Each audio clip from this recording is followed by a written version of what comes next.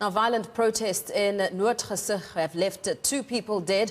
For more on the story, let's talk to our reporter Malungelo Booi, who's tracking the developments for us. Malungelo, a very good morning to you, and thanks for joining us. A tragedy unfolding in Noordgesig and tensions from last night. Talk us through exactly how all of this happened.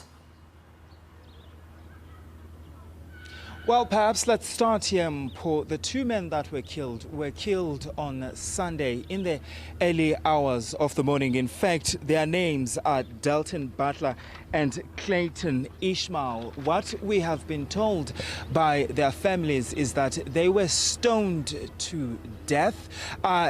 And I saw one of the pictures, one of the images, Mpho, of one of the men that passed on. I mean, he had a tire on his waist, and we are told that the people that had in fact attacked the 2 men had also wanted to set them alight. One of the things, though, that the families are also telling us is that these 2 men were in fact accused of stealing, and this is something that the families are vehemently denying. In fact, they're saying that when they arrived at the scene, one of the men was still alive, and unfortunately the other had already passed away, and those who attacked them took away the shoes of one of the men, and also they took away the clothes of one of the men.